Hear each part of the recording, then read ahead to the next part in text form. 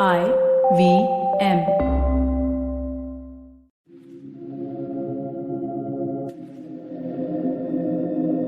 This is Audiogyan, and I am your host, Kedar Nimkar. Welcome to a deep dive into the minds of luminaries from the Indian creative world. This is the 230th and 5th anniversary episode of Audiogyan. For this special episode, we have a special person who sits right at the intersection of art and education, which is where hopefully Audiogyan also tries to live. Today we have Manjima Chatterjee with us on Audiogyan. She's a drama explorer, teacher, and occasional writer. Well, occasional is a bit of understatement after she has won the Hindu Metro Plus Playwright Award in 2013. Manjima teaches drama and is serving as a head of arts program at Shiv Nadar School in Noida. Welcome, Manjima. It's a real honor to have you on Audiogyan. Thank you so much. It's lovely to be here. Awesome. So this Audiogyan, we'll try and unpack some of your thoughts, philosophies, and try to understand the importance of theatre, plays, drama, and in general art in the education space. So I've come up with a few questions, and as I said, it's in the cusp of education and theatre or performing arts. So we'll be having like conversation which is like intertwining in between. Let's see how does it unfolds. So you've spoken at length. Also, I was listening to another podcast of yours, Movement and Me podcast by Natya Mandalam. You mentioned how did you got into this journey or what were your influences in the beginning. But just to set the ball rolling here, if you can also briefly share how did your passion for theatre and then storytelling and then education got ignited? Okay, so that's actually a lot of things. But yeah, very briefly, well, I was always interested, I think, in storytelling. And I got introduced to drama very early on. While I was still at school, I was always performing. And that was my first introduction. But I also started watching pretty religiously around the time I was in high school. And that was quite rare even then, in Calcutta. Because while there were a lot of people from colleges around, there were not that many people from schools in Calcutta, at least, Mm-hmm. In the smaller towns and suburbs, yes, definitely quite a few, but not so many in Calcutta, unfortunately. So I think people kind of started noticing the fact that this very young girl was around, and I was given the opportunity to watch some absolute legends at work, including Badul Sarkar, whom I followed for a while like a fangirl, just kind of watching whatever his troupe would put up. And then, of course, once I came to Delhi to study at Stevens, and the Sheikhs came into my life, and everything else alongside. But I kind of lost touch with theatre for a while because I went into editing, and right after college, I wasn't sure what to do with myself. And my principal packed me off to this place called Valley School in Bangalore. It's a Krishnamurti school. And that was the first time that I really, kind of took education as a space seriously. Because at school, you're on the receiving end. You don't really think about it as, at least I didn't. Lots of people suggested to me that I might make a good teacher, but it never occurred to me that I would. So I really started taking it seriously while at Valley School. And then, of course, I came back, did my master's in sociology. And in the meantime, lots of things were happening. I was writing. I started to kind of get back to writing on and off. Was working as an editor, went on to have a couple of kids. And while, along the way I was at home, I was interested. I've always been very, very deeply interested in history and very, very kind of passionate about some aspects, particularly of Bengal's history, very, very checkered, very interesting things that I've never been able to get out of my head. So I really wanted to kind of dive in deep, understand what makes the land tick. And somehow when I came across the Bengal famine, it was just something that hunger as an idea and as something that we have seen a lot of in this country.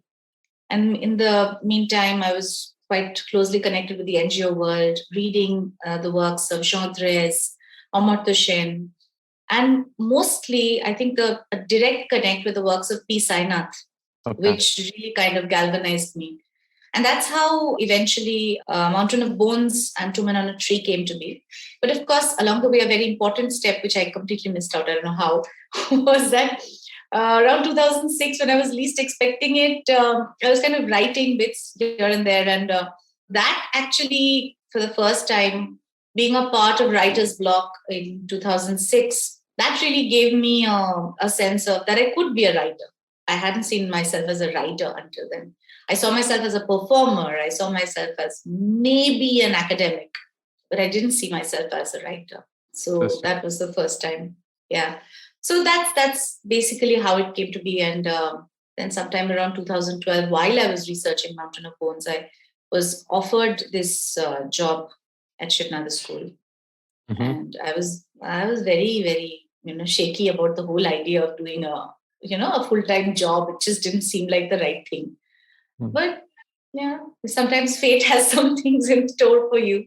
Yeah, I just found a place that I really kind of fell in love with. And it was possible to do a lot of things in there. And that's what got me here. Since then, writing and teaching and some amount of academic reading, writing also. So it's been a good balance. Yeah. Some is, and shorter or whatever, like an understatement. But I mean, I'm quite fascinated because even I was going through one of the articles in Krishnamurti School. Like I follow some of the work of J.K. Krishnamurti, and even a glimpse of such a legend touches you somewhere, and you are on another planet. Absolutely. Cool. Yeah. So, like, can you share some bits of what happened in Valley School, which sort of moved you or gave you a direction, if that happened? Because it's a very powerful setup, right? So can you give some... That's a very interesting word that you picked up, Kedar, when I think about education, I think one of the things that has always drawn me towards drama in education in particular is the notion of power. It's because, as a student in school, I never felt powerful. But in Valley, for the first time, I started to see that it was possible to have power, even as a child. It was possible for the child to be taken seriously, for the child to be at the center of the learning process. And it was mind-blowing for me because I came from a very traditional school system, where as a student, I just had to receive. And, even in college, college really kind of they gave me a huge complex because I was from this absolutely nondescript school in Kolkata. It's not a nondescript school, but in Delhi it was, nobody had heard of it. And I was in St. Stephen's College, which was like the snobbiest of snobbish places that could be. I really understood what it is to be, a small fish in a big, big pond. And and along with that, this whole thing of everybody spent all our professors spent all of college telling us how much we didn't know. So I think never in the education process until I went to Valley had I actually thought that it was possible to be powerful as a learner, to have any kind of power. And it was really quite something, And of course, much later, when I was, participating in this program, this postgraduate program called TEST, Theatre for Education and Social Transformation. It was curated by Maya Krishna Rao. It was run by Shiv Nadar University for a couple of years. Brilliant program. When I was there, I remember coming across this text called The Ignorant Schoolmaster by Jacques Rancière. Okay. And that actually talks about how transactions in the learning space can happen without anyone needing to be more powerful than the other or more knowledgeable than the other. That it is possible for the learner and the teacher to learn together, that it could be a process. So these were things that I, it didn't even occur to me. Plus, Valley has a very, very rich arts-infused learning space. It's not just, they have a wonderful art village. And it's not just the art classes that happen there. It just really infuses itself into every part of the learning space. So it was just brilliant. It was the first time I thought, wow, you can learn physics in the sculpture room. How do you even Wow. do that? Yeah, it was just brilliant. Yeah. Yeah, so I mean, I'm fascinated because I also did an interview with Neelkant Chhaya from SEPT, and he used a very interesting word, which is said knowledge is explosive, right? And really can't be contained in walls, books, or libraries. So how like the next question which I wanted to ask you is that from there till your entire as you were working in the arts program for Shiv Nadar, like you must have reflected back or thought about how can theater be a tool for teaching children, especially anything complex, right? So can you share some bits of it? And also in that interview you mentioned about Dorothy Heathcote's. Yeah. Heathcote. Yeah, Yes. I was intrigued by that also. So first, if you can just give me some instance of how do you arrive at teaching some complex stuff to children through education, through theater, and then maybe double click on Dorothy. Yeah. Wow. Okay. So, the thing is that the thing about learning is that learning is something which should blow our minds. It is explosive in itself. The very design of it, the possibilities it opens up, right? For anyone. I mean, for me, I consider myself a learner. More than anything else, I go into a learning space, maybe as a teacher, but I go in to learn. Not because I have something very major to share with the others. There's a design, yes, but I go in with every expectation that I'm going to come out of this having learned something. So for me, theater is not and never was a tool for learning anything else. Theater is a pedagogy of itself. Theater is also a curriculum in and of itself. I mean, I've learned more history through theater than I've learned in any academic class, more history, more geography, more anything. I mean, the first time I understood some very important concepts in mathematics was when I was reading proof. So, it's not I think the thing about theater is that because it's so complete as an art form, it has knowledge in its content, its design is so adaptable. There are so many ways in which theater can come to be. Frankly, I mean, the way I look at it, I think all the things that happen in this world are drama. And it's when you understand that, it's when you walk up to someone and say hello for the first time, that's drama. What are you doing? That, everything from your body to the smile on your face to the energy transfer that happens when you look at the other person in the eye, that's drama, and that's what you retain. How many times do you actually remember what you said, between two people? You remember the feeling you came away with, right? When you say drama, is it in a stricter sense or more philosophical sense? Because मतलब बोलते हैं कि ये भी माया है, वो भी माया है. So in that context, or no, I mean it in an absolutely concrete way. Okay. Because frankly, that's what it is. When we look at pedagogy, for instance, when we look at teaching and we look at everything that goes into teaching, one of the things that we look at very, very closely is what is the teacher like when they come into the classroom. 80% of the times, maybe even more, the student is paying closer attention to who the teacher is than what the teacher is teaching. Right? And that is, it sounds like an overstatement perhaps, but trust me on this. I've tried it out. This is drama. It's drama. It's how that teacher is taking the subject across, how they're setting the stage, how they're setting up the conflict, how they're arriving at the resolution.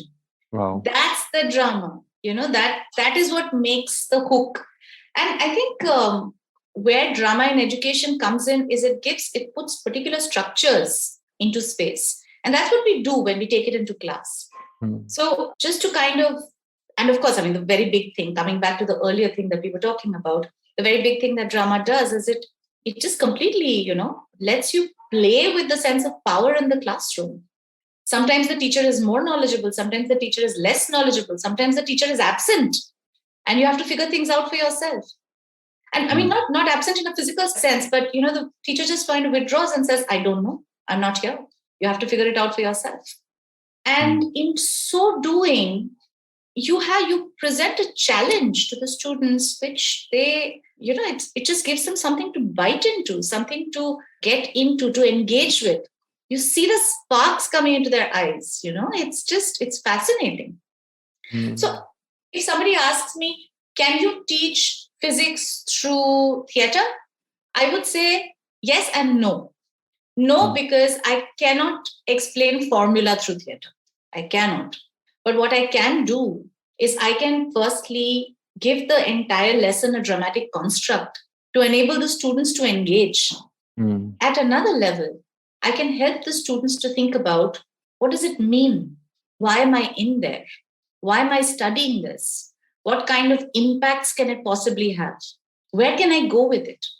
How does it help me to be more human? And that is, I think, the power of drama in education. And that's what Dorothy Hethker does, to double click on her, as you said. Yeah. She just absolutely fabulous. I think for me, between her and Maya Krishna Rao, they just completely changed the way I learned to look at drama. I was already on that path. I was exploring some small things by myself, but Mantle of the Expert, or the various kinds of process drama, the various roles and their registers, and how they can be approached, how a whole learning philosophy can be in place every step of the way, how a teacher can reflect at every step of the way. What's a good point to halt the drama and ask a question? When do you step into the drama? When do you step out of the drama? What is a neutral body? It's just so many things. And she draws very heavily from Stanislavski and method acting. She takes that as her base. Of course, there are lots of other people. There's Boal. We can't talk about drama and education and not talk about Boal, especially with the kind of work he's done with power. Yeah.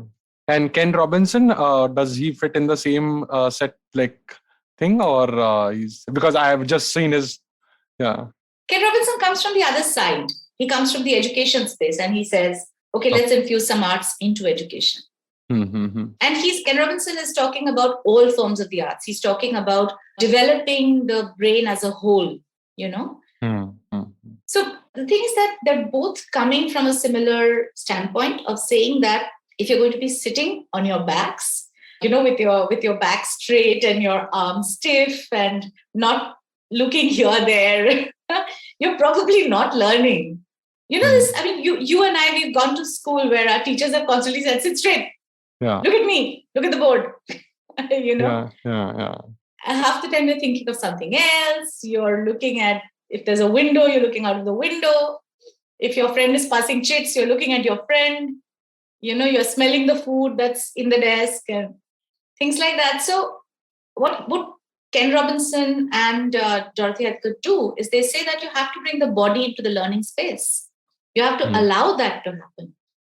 You have to realize that we are whole beings. And if all of learning is only focused on what you can see and what you can read, and if that's the only kind of learning that you value, then you are doing yourselves and the planet a disservice.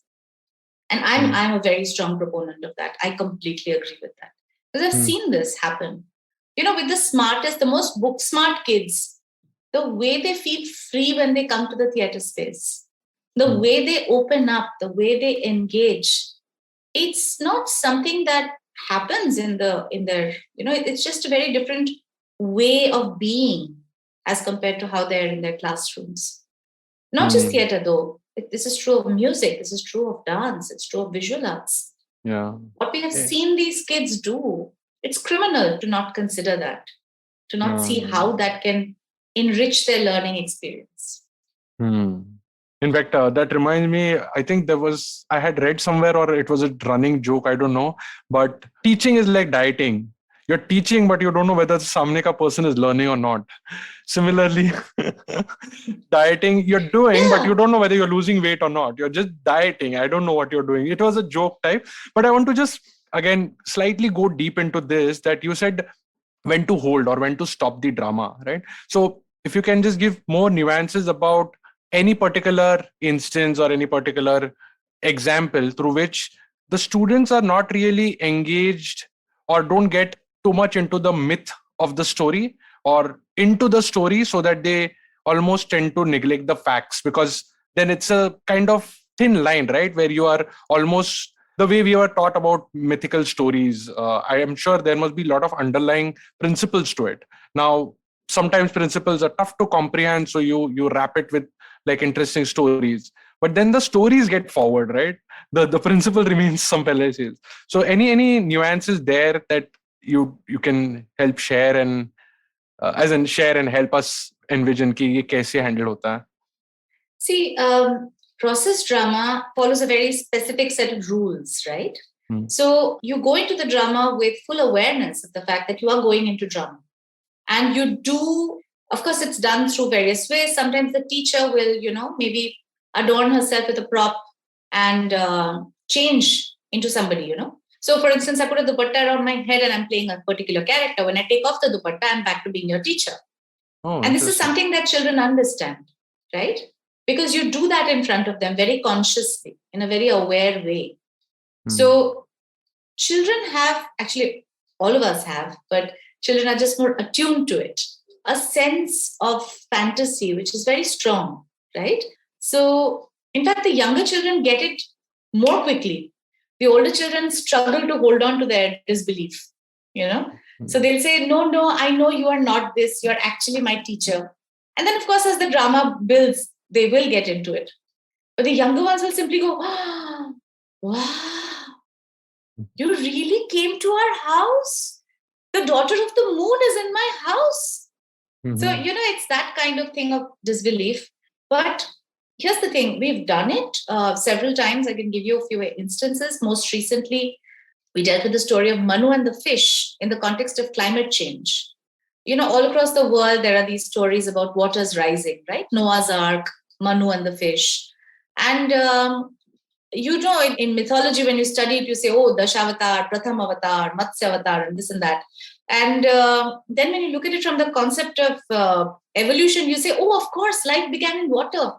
But then it's also possible to look at this story from the context of climate change. You can see the fact that the waters are rising and the world is drowning under it. And then it makes you wonder, did something like this actually happen in the past? Is this actually drawing from someone's experiences? The fun of mythology is that it can adapt itself to so many kinds of interpretations, right? You can draw so many different things from it. And that's also the danger of it a little bit, because then you have people who will draw all kinds of ridiculous things from it. Yeah. But see, now what we did with Manu and the fish was we did it as an interdisciplinary unit where there was a story that was told. And then it became a set of questions that Manu had, which then drove the learning around. And at the end of the learning unit, the students had to answer some questions and offer some advice to Manu.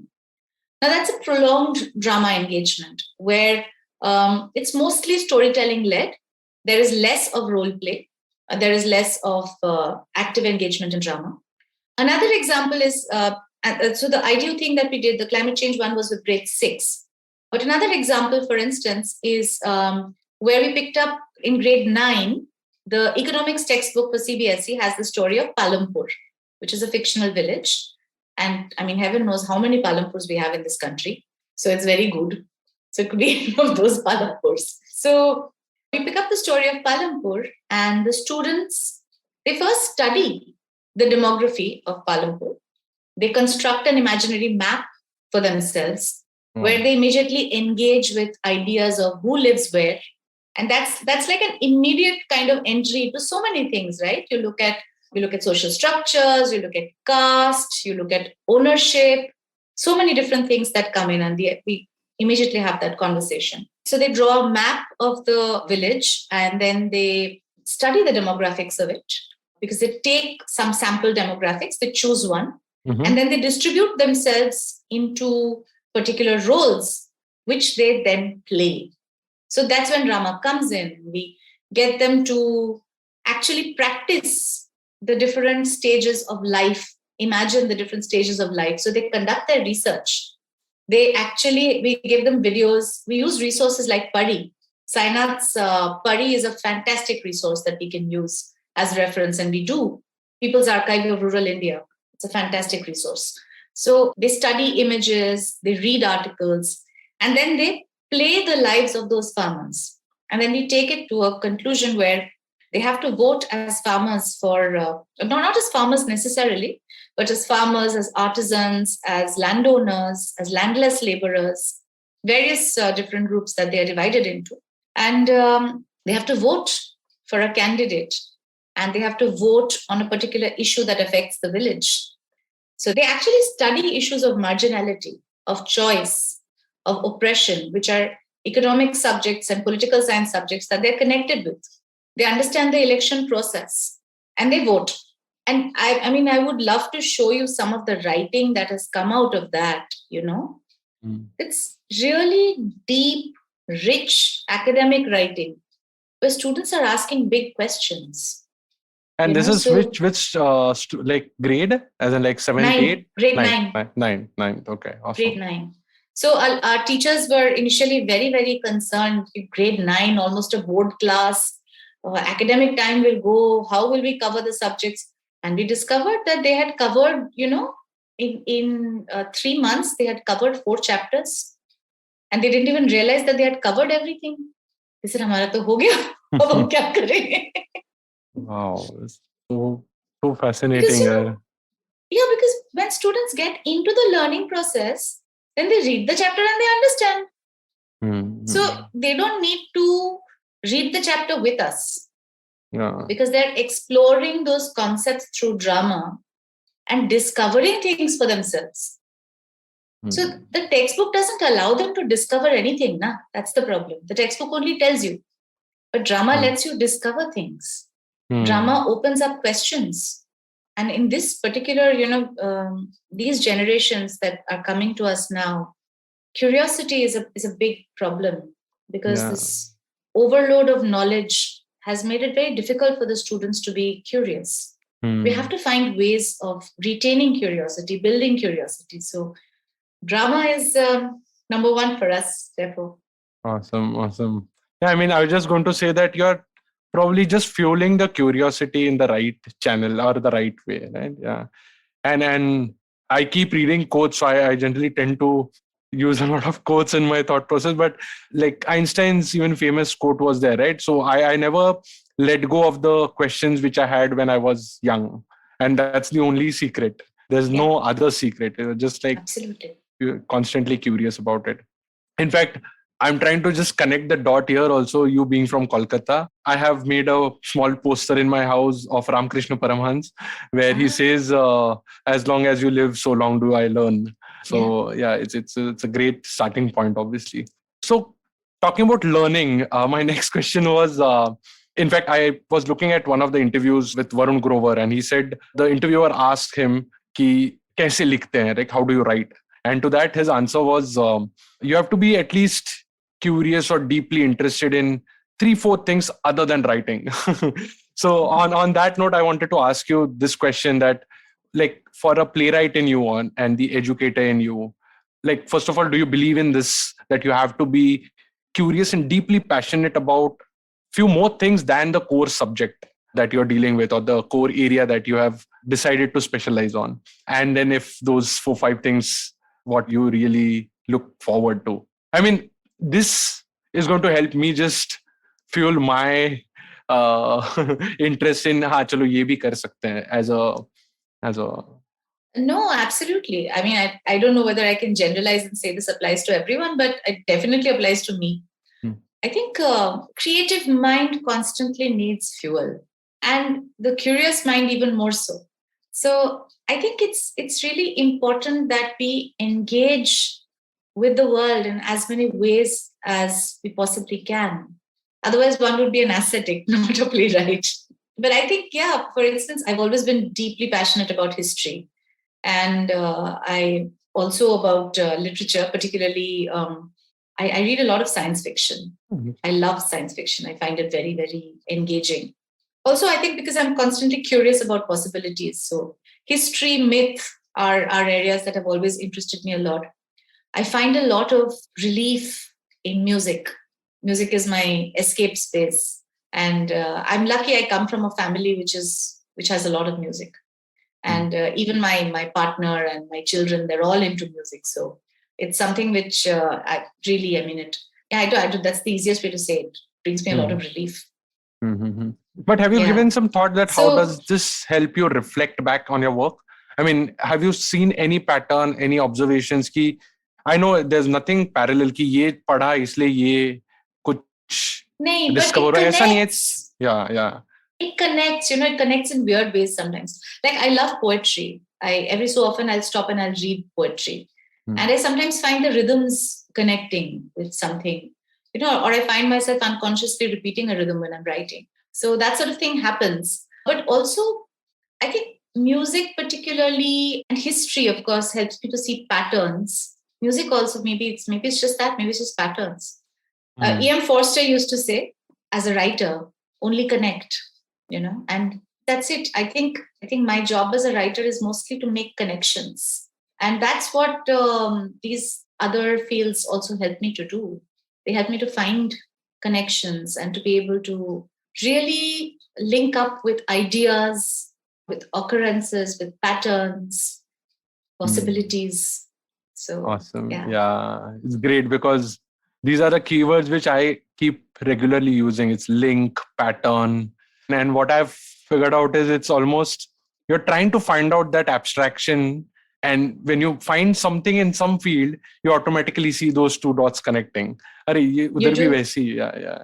You do. Cool. And sometimes it's weird, you listen to a piece of music and you find resonance with it, with some piece of literature that you've read. Yeah. And it's impossible to explain how you made that connection, but it's just there and it. Yeah. Sometimes when you try and articulate also, a lot of people don't get the connection also. And you really struggle hard to explain. And you're sometimes ridiculed also. I get that a lot of times. Yeah. Which is okay. Which is fine. Yeah. Okay, let's take a short break here. We'll be right back. Hey everybody, it's been another great week on the IVM Podcast Network. On Cyrus Says, it's all about food. Cyrus is in conversation with Vikas Khanna, chef, restaurateur, author and judge on MasterChef India. They discuss Vikas's new book, Barkat. On Misconduct, Raghavi and Nisha throw it back to all the female criminals from season 1 of the show. On The Habit Coach with Ashton Doctor, philosopher and guru Gautam Jain shares some actionable habits to strengthen our minds. On The Longest Constitution, Priya explains how India's first guidelines of sexual harassment at the workplace came to be. And on Audiogyan, editor Divya Jyoti Sarma walks Kedar through the journey of publishing a poetry book. Do follow us on social media. We're IVM Podcast on Twitter, Facebook, Instagram, and LinkedIn. And remember, if you're enjoying this show or any of our other shows for that matter, please do tell a friend. We'd also really appreciate any ratings or reviews you can give us on any of the platforms that we're listening on, whether it's Apple Podcast, Spotify, or IVM Podcast app. Wherever you're listening, do let us know that you are listening. I'd also like to remind you all that we have a number of YouTube channels where a number of shows are available. You can go to ivmpodcast.com/YouTube to check out what channels we have. And finally, we'd like to thank our sponsors this week, Cred, Bank of Baroda, CoinSwitch, Kuber, and Intel. Thank you so much for making this possible.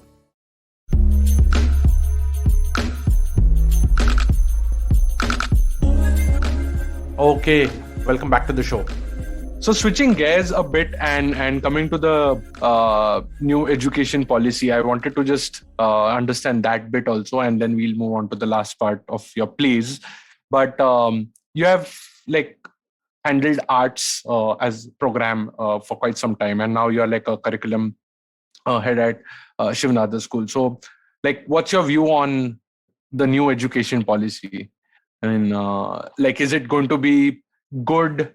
Is it going to ride on certain old things that we have learned? And जैसे मतलब मोदी जी ने योगा लाया है mainstream again, like evangelizing. वैसे, is there anything that you have observed or going to be beneficial, or maybe negative also? Certain parts will be negative for sure.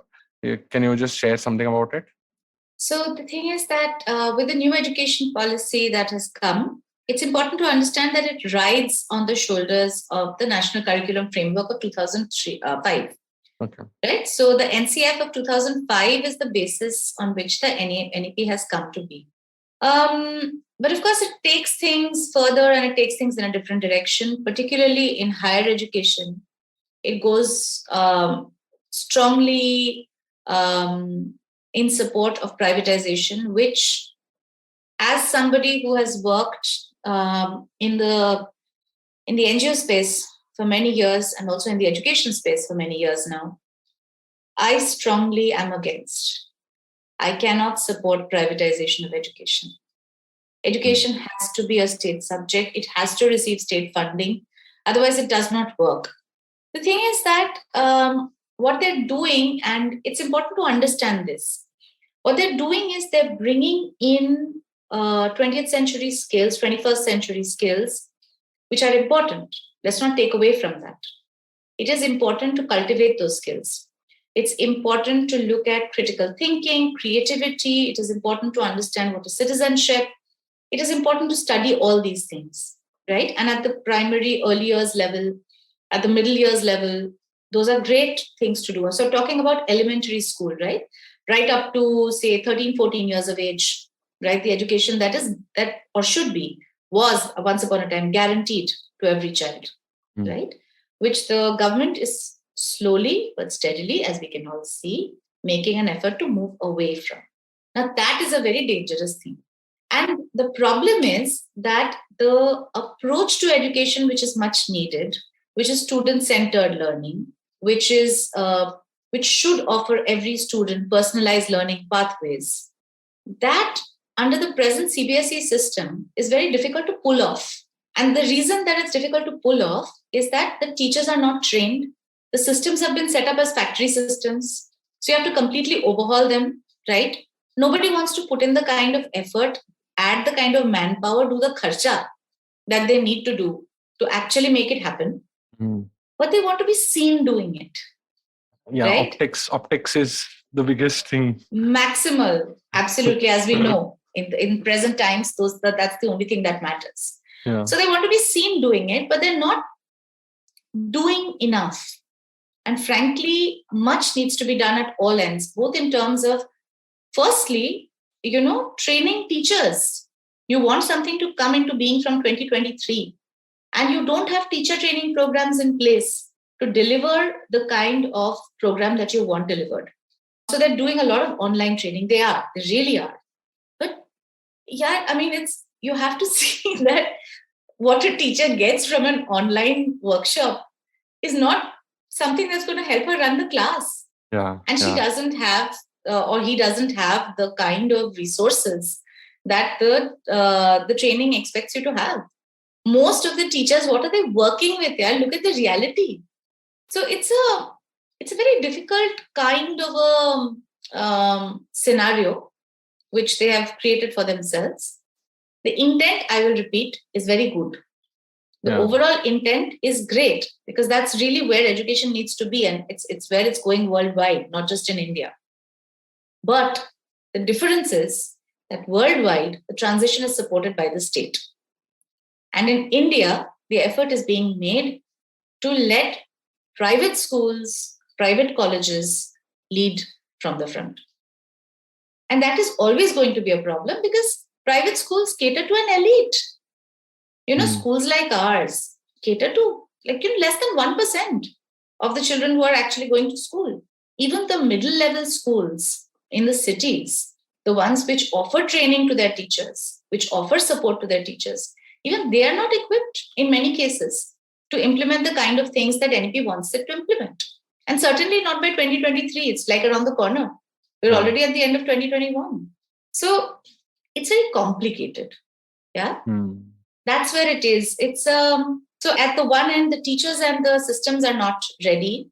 At the other end, the university system needs to be rehauled to be able to accept the training, the way that CBSE is going into its final examinations, etc., the way it's redesigning the board exams and all of that.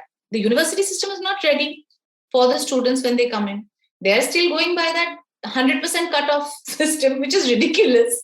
I mean, it's crazy. How can you have a 100% cutoff? How can you call it a cutoff? But that's where we are.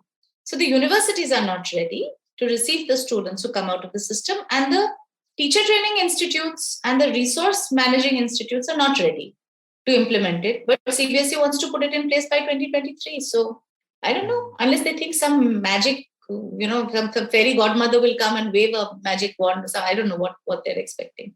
But this is what it is. Yeah. As you said, So intent is always right since I think last 10 years. The execution has gone for like really bad. But like, is there like, what if Jiddu Krishnamurthy type few people, I mean, like, obviously, those kind of institutes come up then? Or that's not a possibility? the Krishnamurti schools have been practicing this kind of education for donkey's years. Correct, correct. No, So I'm they saying don't like, need. if the privatization are exposed to that, the people entering from that lens, from that side. I I'm mean, not I'm sure I just understand the question. no, I'm just like looking at some ray of hope that the way people are trained or in Krishnamurti school. I mean, what if the privates take that approach? Then it will be good, or no, it will still cater to the elite. See, private schools will take that kind of approach and they can afford to. You have to understand. See, a school like a Krishnamurti school will have 15 to 20 students in one class. Their students will come from a range of backgrounds, but mostly, I mean, if not economically elite, at least thought elite, if you know what I mean. Yeah, yeah. Right? They will not come from a place where the parent is looking at the child coming out of the school system and immediately turning into an earning member. Right? Kisko naukri mil jaye. Now, the problem is that in the current state of affairs, the kid comes out of the system and they're not equipped for the jobs that are available in the market right now. So you have a lot of jobs that are going khali and you have a lot of youth who are jobless. Yeah. Right? Because there is that mismatch is happening and they're just not equipped to learn the kind of skills that they need to learn, right? Which is why the conscious shift towards skills as opposed to knowledge building, right? To say that a student who emerges from the school system now needs to have the skills of learning on the job, critical thinking, needs to have the skills of being able to ask the right questions, learn something new as they go, right? So that's not available to the schools. So what I gather is it's like the entire policy seems to be very reactive in nature. It's always reactive. In India, it's always reactive. But see, NEP is doing a lot of good things. It's also predicting certain things. It's aligning itself with the right kind of mindset. The problem, like you said, is execution, right? So a few private schools can follow the Krishnamurti model and say, okay, we want our children to be reflective. We need to have one-on-one conversations with them. We can't have 45 kids in a class, right? Because the teacher simply does not have the mind space to be able to cater to those children. Okay, so let's cut down the class size to 20, 25 kids. And the private schools can get away with it because they can charge those few parents that kind of money. And the parents will bleed through their nose and ears and they will still give it because it's their child's education. Right? But the not so big private schools, the ones that don't have that kind of management or that don't have that kind of understanding, what are they going to do? They can't afford to not have 40 kids in the class now. So they have 40, 45 kids and they're going to try and drill the NEP through their heads. It's not going to happen. What kind of personalized learning can you have when the teacher is going crazy and it's one teacher and she's teaching 8 subjects in 5 classrooms and each classroom has 40 kids? And that's the kind of ratio you're working with. So the poor teacher is going to go crazy. And how will she fulfill the demands of what the CBSE requires? So we're going to fall back to people will fudge. No, that's what they'll do. They'll fudge reports. They'll say ki ye hua when it didn't happen. They'll try to bribe their way past it. That's what we've always done in this country. We take the shortcut because there are just so many things, so many factors that you have to fight. It's just the way it is. So unless there is a complete rehaul of the way that government schools are run. So Delhi government, for instance, is really it's something to look at because Delhi government is doing that. They're rehauling their schools. They are completely changing the approach. They're promoting entrepreneurship. They're promoting curiosity, questioning in their classrooms. They're bringing in laboratory learning. They're doing all the sorts of things. In their happiness curriculum, they have a lot of arts-infused learning. So they're bringing in all the elements of the NEP, but they're doing it with a strong intent. And as a government, they can do that, right? They have the resources, they have the power to take those decisions. And they're doing it. They're using it in the right way. I don't see anybody else doing it, but I don't really know very much about the other states. I do see Delhi doing it. And so it's a great thing. It's one government that's at least not taking its hand away from education. It's an important thing. Yeah. I mean, I remember one Audiogyan with Geetanjali Kulkarni, also a theatre person, and have been actively working for education and a lot of stuff in the rural areas of Maharashtra. And she was also, I think, of the same opinion where the government has to do, it's not like good for privates to enter this space, because she's dealing with children who have never seen crayons in their life, like Adivasi students who just go to school for the midday meal. So yeah, I mean, it's crazy. Yeah, this is the truth, because I mean, so many schools don't even have loos, they don't even have toilets.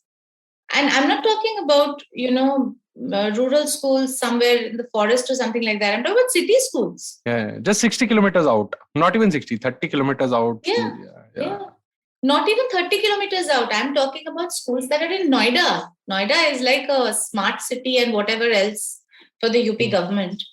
The government schools don't have benches. Their rooms are in terrible condition. Half the time the classes are being held outside. The loos are not functional. Teachers don't come. It's a huge tragedy where, for the optics are very clear on what we want to show. And the reality is so very different, So execution is where the government always falls short. Yeah. Hopefully with the skill program, we have some executionists in the next 10 years. Let's see. That's the only hope which I'm... Yeah. Maybe. Yeah. Okay. Coming to the place part of it, which is the Two Men on the Tree and Mountain of Bones. Unfortunately, I have not read them or seen them, but whatever I was just going through, they seem to be very important plays. So any reason that you can share why they are not performed yet actively in the Indian theatre? None at all. I have. You want to quickly just tell about the premise of it, and maybe the listeners can infer why they are not? Maybe they're I don't know, maybe they're very dark plays. It's possible. Mountain of Bones is a satire. It's a satire. It's partly musical. It is. It's a very dark play. It's certainly that. Bits of mythology. It has bits of fantasy. But over and above, it's about hunger, and it's about how the government. And it's based at the time of the British government in 1943. But it basically casts a big question on all governments and asks, what is the intent? So there is a war machine, which is made up of people who are constantly, working to feed the machine while they themselves are dying. And there's a big question that came from a story by Manik Bandyopadhyay, who was a Bengali writer. He had the story called "Why Didn't They Snatch and Eat?" Chiniye Khaini Keno. So that's the Bangla name. And in that story, he postulates that when people are so hungry that they can barely keep themselves going, they don't have the ability to fight. So if you keep people famished, they will do whatever it takes to survive, and they will not fight you. So one of the tragedies of the Bengal famine was that the crops failed, but before that, all reserves had been sent out of the state. Other things also happened along the way. But when people were offered, when the poor people were traveling from Bengal and they were coming up, they encountered estates which had food, which had fruits on the trees. And they never raided anything. They never looted anything. They just came, they walked in a mass and they came asking for food. That's why Manik Bandyopadhyay says, why didn't they snatch and eat? Why didn't they loot? Why didn't they plunder? Why did they just accept that hunger was their lot?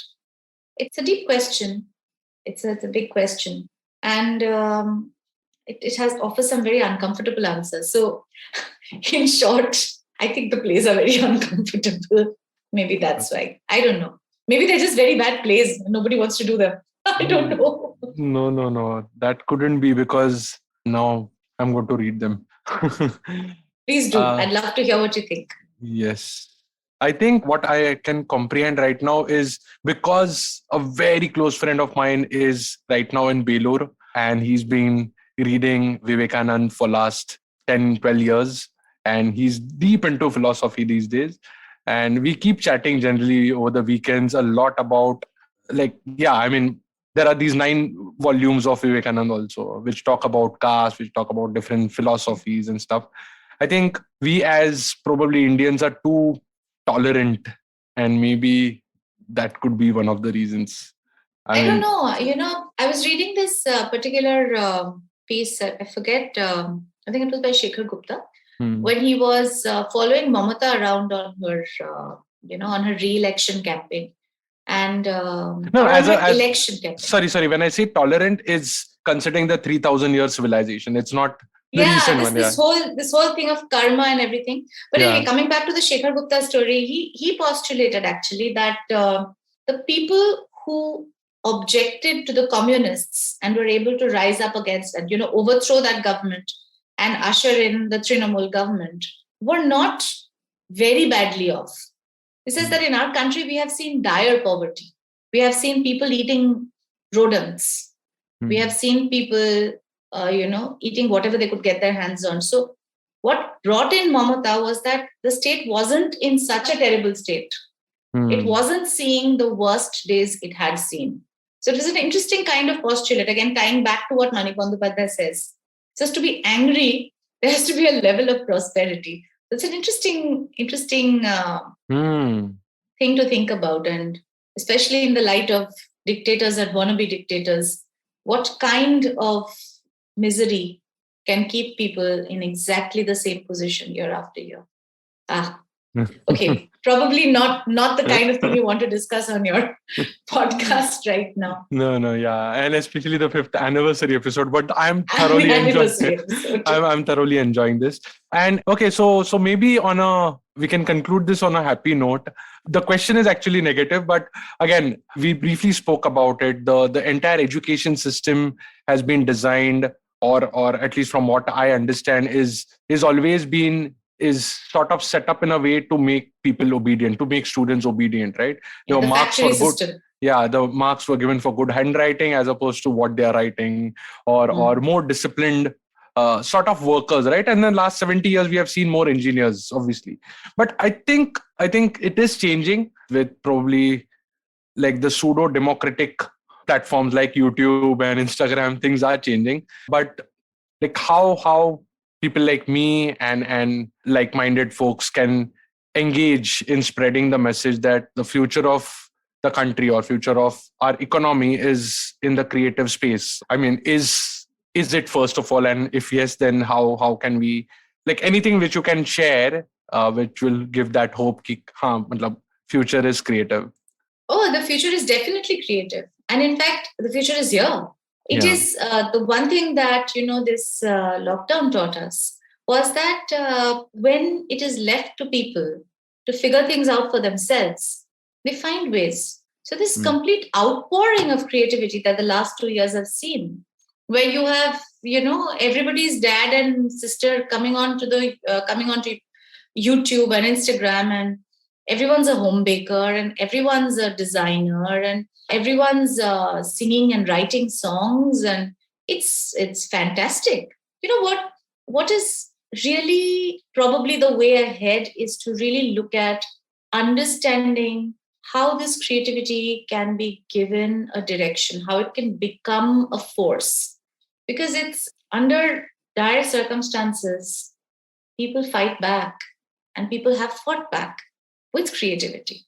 It is the more the world goes into unpredictable spaces, the more structured systems like the old system of education will struggle to keep up. Because, are you familiar with Paulo Freire? No, I'm afraid not. Okay, so Paulo Freire was a writer, an activist, wrote a fantastic text called Pedagogy of the Oppressed. You must read it sometime if you can. There's another text by a similar thinker called Ivan Illich. He wrote something called Tools for Conviviality. They're both great books. Pedagogy of the Oppressed particularly because he talks about this whole thing, and we're coming back again to what we started with, which is power. I read an apocryphal story, I don't know whether it's true, that it was one of Freire's disciples who actually worked on making the internet possible, because he felt that it would enable people to take knowledge in their own hands, and it would put creative power in the hands of people instead of, this whole thing of the Brahminization. And I mean it in a very generic sense, not in sense of the Brahmin caste in India particularly. But so the Brahminization of education was that, a few people would hold on to all the knowledge. And that was a very kind of a Brahminical structure, wasn't it? Yes. Because you came into school, you had nothing, you were an empty slate, so-called, and somebody would pour their knowledge into you. And this would keep happening in bits and parts until you became eligible by way of marks to be categorized a Brahmin or not a Brahmin, So that's been the kind of system of education that we followed all through across the world. And Freire specifically wanted to break that mold. He said the world can only advance if there is creative chaos, and if there is creative power in the hands of individuals. Because when you give the ability to create and the ability to be heard to the poorest person, the humblest person, you will find that they have something to say. And they will find that they have something to say. And when they find that they have something to say, then the world will change. So I don't know whether we are there. I don't know whether we are going there. We are certainly going there. I'm very confident. Yeah. But I think I'm very hopeful.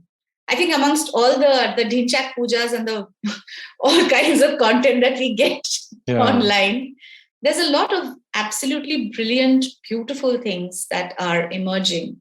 And yes, I mean, if a kid on the street with a mobile phone in his hand can use YouTube to teach himself English, or can use YouTube to teach himself, or can use Instagram to teach himself how to bake or anything. I mean, that's amazing, isn't it? Yeah. That's how it should be. Everyone should be able to do all the things that they want to. Possibilities should be available.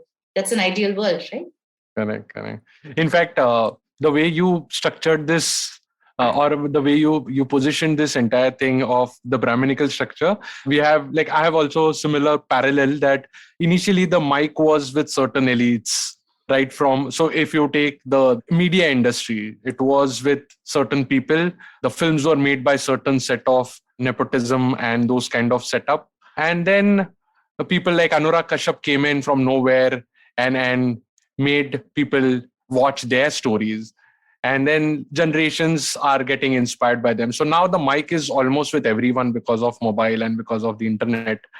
And very soon. Yeah, but see, even when Anurag Kashyap was there, he was still working with some structures. Yeah. But now you have people making films with iPhones. Yeah. Or even simpler phones. Correct.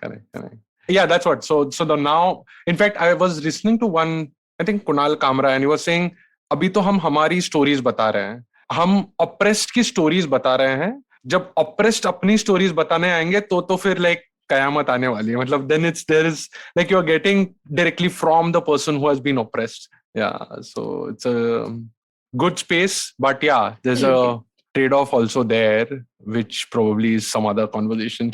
All right, I think this is a good note, but on concluding, do you want to give like any message to Audiogyan listeners about education at large, like one-liner which you are always inspired about, and how hopeful are you about the future of through obviously art as a lens?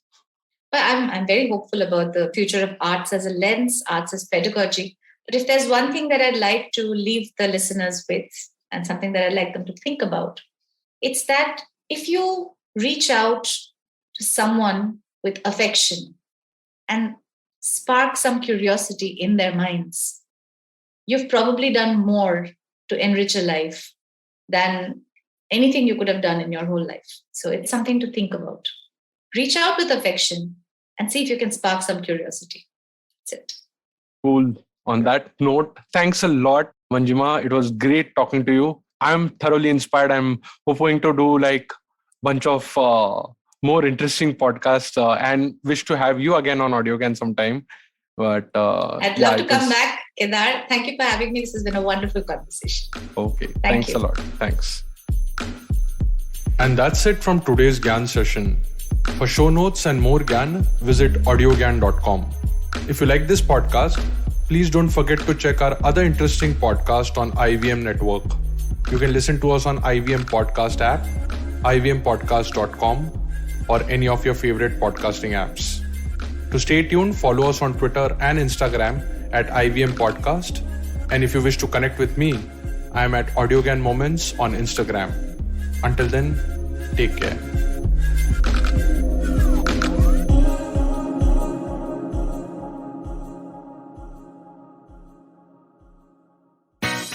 Eventually, you'll see the end of your childhood, get accustomed to womanhood, enjoy the experience of sisterhood, might get to wifehood, or not, choose motherhood, or not.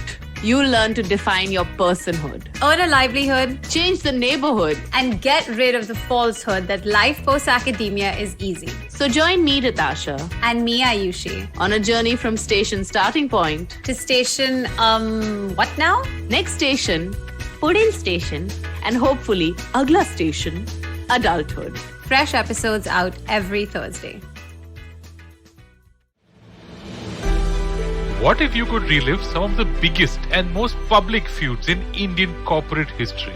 Peer back through the window of time to see who among HUL or Nirma stood on top. Or who was more dominant between Tata Motors and Maruti Suzuki? Tune in with me, Ambi Parmeshwaran, And me, Anupam Gupta, on Bank of Baroda presents The Last Brand Standing, where we talk about two brands vying for the top position. and what their journeys were, Every Tuesday on the IVM Podcast app or website. or wherever you get your podcast from.